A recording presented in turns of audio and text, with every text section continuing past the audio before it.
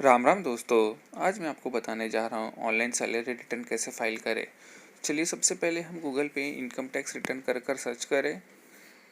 Search करने के बाद हमें पहले ही लिंक मिल जाएगा जिस पर हमें क्लिक करना है। क्लिक करने के बाद हमारा इनकम टैक्स पोर्टल ओपन हो जाएगा। यहाँ हमें हमारा यूज़र आई डालना है जो कि हमारा पैन नंबर है। पैन नंबर डालने के बाद हमें यहाँ कंटिन्यू करना है और नीचे हमें पासवर्ड डालना है। पासवर्ड डालने के बाद हमें एंटर करना है। एंटर करते ही हमारा इनकम टैक्स पोर्टल ओपन हो जाएगा। पर आगे बढ़ने से पहले हमें हमारा डिटेल्स रेडी रखना है, जैसे कि फॉर्म 16 और अदर इनकम की डिटेल। तो यहाँ मेरे पास यहाँ फॉर्म 16 अवेलेबल नहीं है, तो मैंने सैलरी स्लिप से ये डिटेल बनाया है समरी। जो कि आपके पास भी अगर फॉर्म 16 ना हो तो आप ऐसा ही समरी बना सकते हैं सैलरी स्लिप से मंथली वाइज। तो यहाँ दोस्तों बेसिक सैलरी, डीए, एचआरए और अलाउंसेस पकड़ के मेरा यहाँ ग्रॉस सैलरी मिल जाएगा मुझे। ग्रॉस सैलरी मिलने के बाद हमें उसमें से हमारा पीएफ, पीटी डिडक्शन इसका फिगर निकाल लेना है, जो कि हमें ईटीसी में काम आएगा। तो दोस्तों यहाँ मैंने नीचे मेरे सेविंग इंटरेस्ट के इनकम भी डाल दिए हैं, जो कि हमें अदर सोर्सेस में दिखाना है। तो दोस्तों अभी चलिए हम ये डिटेल्स फिलअप करने जाते हैं। फिलअप करने से पहले हम हमारा एआईएस समरी भी देख लेते हैं। दोस्तों एआईएस स्टेटमेंट में हमें ये चेक करना है कि हमने जो एक्चुअल में कैलकुलेट किया है उससे कोई वेरिएशन तो नहीं है। तो दोस्तों यहाँ टैक्स इन्फॉर्मेशन समरी में हमें देखो इंटरेस्ट फ्रॉम सेविंग बैंक दिखा रहा है, यहाँ पे 5188 है और जो कि यहाँ पर 6111 है। तो यहाँ मेरा सिर्फ सिटीजन बैंक ही दिखा रहा है एआईएस में, एसबीआई और एचडीएफसी बैंक का इंटरेस्ट नहीं दिखा रहा है। पर हमें रिटर्न फाइल करते वक्त हमें टोटल सेविंग इंटरेस्ट ही कंसिडर करना है, क्योंकि फ्यूचर में हो सकता है कि आईएएस में ये एसबीआई और एचडीएफसी का भी रिफ्लेक्ट हो सके। तो दोस्तों यहाँ पे हमारा इनकम टैक्स रिफंड भी है नीचे 1640 अमाउंट, और नीचे यहाँ आउटवर्ड फॉरेन रेमिटेंस है। ये जस्ट ट्रांजेक्शन्स डिटेल है जो भी आप ये फॉरेन रेमिटेंस करते हैं बैंक के थ्रू। तो दोस्तों आपका रिटर्न फाइल करने से पहले आपका एआईएस ज़रूर देख लीजिए और साथ ही आपका 26AS भी देख लीजिए। ये देखिए दोस्तों, ये एसएफटीपी इंफॉर्मेशन, यहाँ पे आपका पेमेंट ऑफ टैक्स दिख जाएगा अगर आपने कोई पेमेंट किया है, और यहाँ अदर इन्फॉर्मेशन में आपका ये रिफ़ंड का डिटेल्स दिख जाएगा। तो दोस्तों हम ये इसे क्लोज कर देते हैं टैब को, और अब हम यहाँ 26AS भी देख लेते हैं एक बार। दोस्तों ये हमारा 26AS ओपन हो गया है। हमें इसे एग्री करना है और प्रोसीड पर क्लिक करना है, और यहाँ हमें व्यू टैक्स क्रेडिट पर क्लिक करना है, और यहाँ असेसमेंट ईयर और HTML फॉर्मेट और व्यू पर क्लिक करना है। तो हमें हमारा डिटेल ओपन हो जाएगा। तो देखिए दोस्तों यहाँ मुझे कुछ नहीं दिख रहा है सैलरी डिटेल, पर यहाँ पे मुझे ये HDFC का फॉरेन रेमिटेंस का ये यहाँ पे ट्रांजेक्शन शो हो चुका है। तो इससे हमें पता चला कि AIS और 26AS दोनों कंसिडर करना ही है अपना रिटर्न फाइल करने से पहले।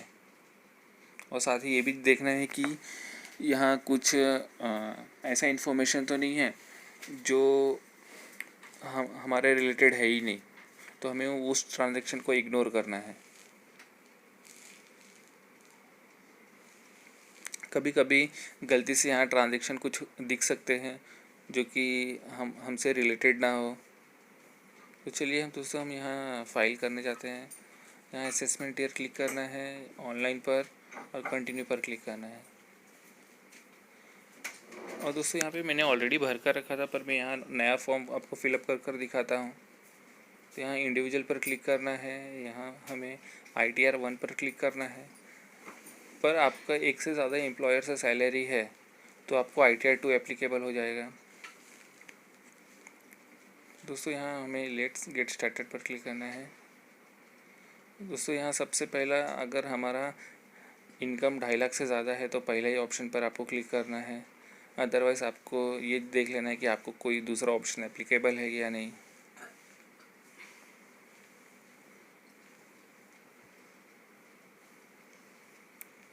यहाँ दोस्तों सबसे पहले हमें पर्सनल इन्फॉर्मेशन एक बार देख लेना है। अगर आपको यहाँ पे कोई चेंजेस करना है तो आप वो कर सकते हो, जैसे कि आपके कॉन्टैक्ट डिटेल्स, एड्रेस। यहाँ हमें नेचर ऑफ एम्प्लॉयमेंट सेलेक्ट कर लेना है नीचे। जो भी आपका ये जैसे कि स्टेट गवर्न जो भी आपका ये रहेगा एप्लीकेबल। दोस्तों ये हमें हमेशा अगर हमारा फ्रेश रिटर्न है और ड्यू डेट के पहले है तो 139(1) में जाएगा। अगर आप लेट फाइल कर रहे हो ड्यू डेट के बाद तो आपका 139(4) में जाएगा रिटर्न। और आप कुछ करेक्शन कर रहे हो या आपका रिटर्न रिवाइज हो रहा है तो आप 139(5) में करोगे। और 119(2) भी ये दोस्तों तभी एप्लीकेबल होगा सपोज़ आपने ड्यू डेट भी चला गया है, आपका रिवाइज रिटर्न का डेट भी चला गया और आपने फ़ाइल नहीं किया है और उसके लिए बहुत सीरियस रीज़न था, जैसे कि आप हॉस्पिटलाइज थे, तो वो केस में आप ऑफिसर को अप्लाई कर सकते हो। अगर वो सेटिस्फाई है आपके रीज़न से तो आपको अलाउ करेगा कि आप अपना रिटर्न फाइल कर सके अंडर सेक्शन 119(2) में। और दोस्तों ये जो नीचे है 139(9) ये हमेशा आपको कोई नोटिस आए तो उसके अगेंस्ट में रिस्पॉन्स करना है इस सेक्शन में। और ये भी आपको ऑफिसर ही अलाउ करेगा कि आपको कौन से सेक्शन में फ़ाइल करना है रिटर्न। तो ये आपको नॉर्मल केस में कभी एप्लीकेबल नहीं होगा। दोस्तों यहाँ are you opting for new tax regime, तो मोस्ट ऑफ द केसेस में आपको नो ही करना है, क्योंकि अगर आपका कोई इन्वेस्टमेंट डिटेल है, कोई डिडक्शन है, तो वो केस में आपको येस करोगे तो वो आपको बेनिफिशियल नहीं होगा, तो आपको यहाँ पर नो ही करना है। अगर आपको ज़ीरो अमाउंट का इन्वेस्टमेंट है तो वो केस में आपको येस करने से आपको बेनिफिशियल हो सकता है। तो यहाँ पे बैंक डिटेल्स में हमें एक bank details as a refund select करना पड़ेगा और आप यहाँ एक से ज़्यादा बैंक अकाउंट वैलिडेट कर सकते हो। तो दोस्तों मेरा 2 बैंक वैलिडेट है, पर यहाँ पे मुझे 5329 को सेलेक्ट करना है, तो यहाँ पे मैं चेंज कर दूँगा। तो यहाँ पे मैंने चेंज करने के बाद हमें यहाँ आगे कंटिन्यू पर क्लिक करना है। हम यहाँ कंफर्म कर देंगे, फिर इसके आगे का नेक्स्ट स्टेप कंटिन्यू होगा। तो दोस्तों देख सकते हैं आप कंफर्म करने के बाद हमारा पर्सनल इन्फॉर्मेशन पर कंफर्मेशन का टिक आ गया है। अब हमें नेक्स्ट स्टेप में जीटीआई का डिटेल भरना है, जो कि हमारा इनकम रिलेटेड है। तो यहाँ फर्स्ट पेज पर हमें कुछ नहीं करना है, जस्ट नेक्स्ट पेज पर जाना है, तो हम कंटिन्यू पर क्लिक करेंगे।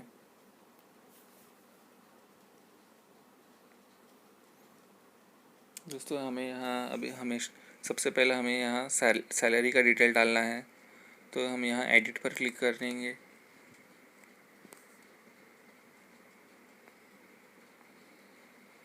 दोस्तों यहाँ सैलरी एज पर सेक्शन 17(1), तो हमें फॉर्म 16 तो अवेलेबल नहीं है, पर ग्रॉस सैलरी हमारा एज पर 17(1) होता है। तो हमारा यहाँ ग्रॉस सैलरी है 45927, तो हम ये यहाँ वहाँ पर डाल देंगे।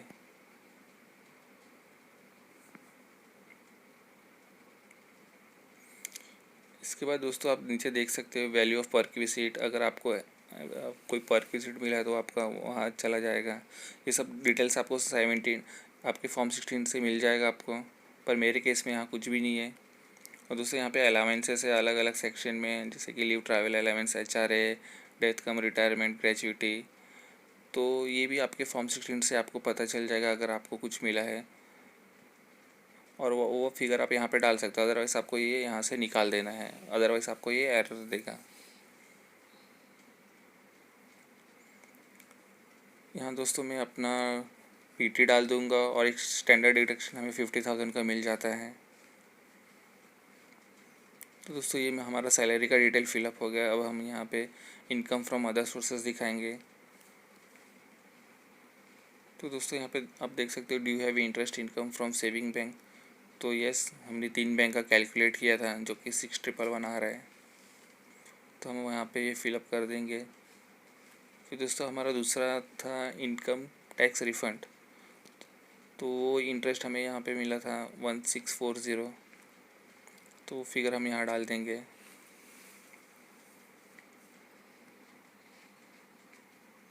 दोस्तों हमें कंटिन्यू पर क्लिक करना है यहाँ पर।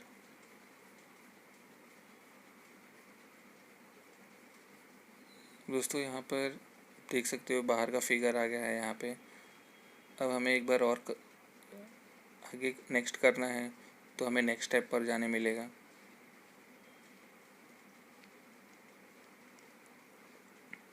अब दोस्तों देखो ये भी क्रॉस टोटल इनकम भी कंफर्म्ड हो गया। अब हमें टोटल डिडक्शन पर जाना है और यहाँ पे हमें 80C का डिटेल्स फिलअप करना है, जो कि हमारा पीएफ था प्लस एलआईसी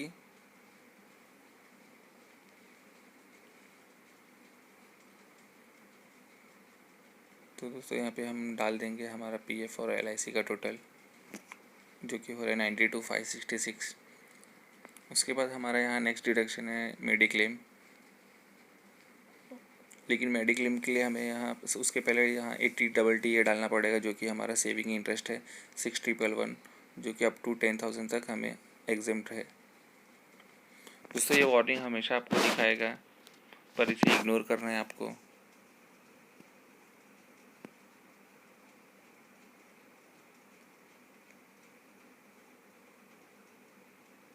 दोस्तों यहाँ आप देख सकते हैं 80D मेडिक्लेम का डिटेल आपको यहाँ पर फिलअप करना है।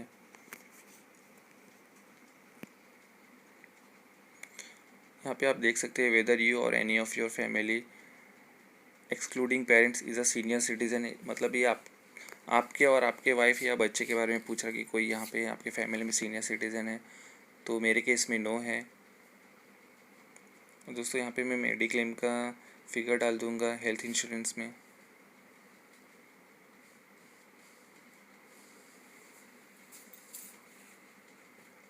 जो कि है 222,232। दोस्तों ये फिगर डालने के बाद हमें वापस इसे सेव करना है। सेव करने के बाद हमें नीचे जाके वापस से कंफर्म करना है। तो दोस्तों ये देख सकते हैं हमारा टोटल डिडक्शन है 120,909। तो ये LIC mediclaim plus saving interest and PF सब मिला के हमारा टोटल हो रहा है 120,909, जो कि हमने जो आईटीआर में भरा है उससे मैच कर रहा है। उससे हमारा टोटल डिडक्शन भी कंफर्म्ड हो गया है। अब नेक्स्ट स्टेप है टैक्स पेड। टैक्स पेड में आपका टीडीएस एडवांस टैक्स आप कुछ भी पे करोगे तो यहाँ पे आपका ऑटो आ जाएगा, पर आपको क्रॉस चेक कर लेना है कि आपका जो आपके एम्प्लॉयर ने आपका जो टीडीएस दिखा है वो सही है या नहीं।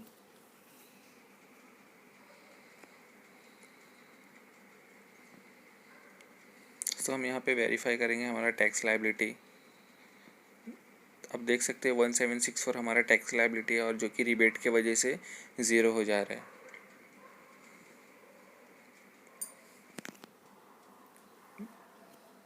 दोस्तों हम यहाँ पे प्रोसीड करेंगे।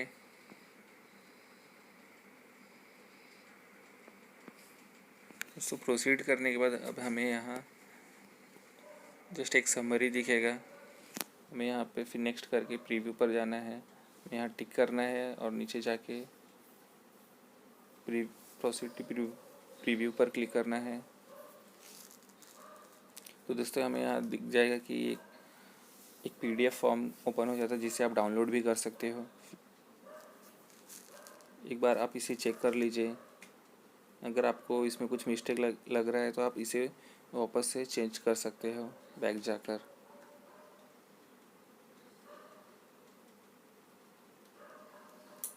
दोस्तों ये देखो हमने जो बैंक अकाउंट को सेलेक्ट किया था वहाँ पर यहाँ टिक दिख जाता है।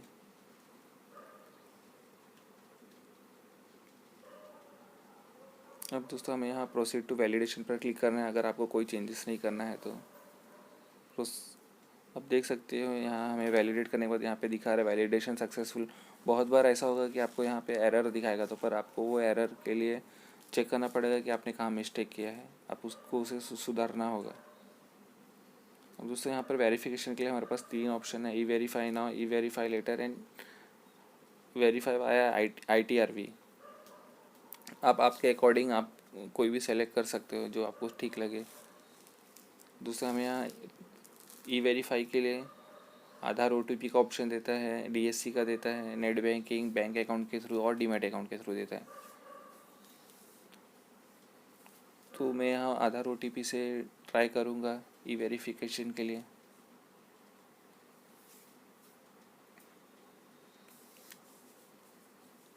तो दोस्तों यहाँ मैं OTP डाल देता हूँ और यहाँ वैलिडेट कर देता हूँ। दोस्तों OTP डालने के बाद हमें एक बार फाइनल सबमिशन के लिए पूछेगा। दोस्तों हम यहाँ सबमिट कर देंगे तो हमारा ITRV एक्नॉलेजमेंट आ जाएगा, जो कि हम ई फाइल व्यू फाइल रिटर्न में जाके डाउनलोड कर सकते हैं। तो दोस्तों आपको ये वीडियो अच्छी लगी है तो वीडियो को लाइक ज़रूर करें, और आप चैनल पर नए हो तो चैनल को सब्सक्राइब करना ना भूलें, ताकि आपको आगे भी ऐसे ही वीडियो मिलते रहे। तो दोस्तों धन्यवाद।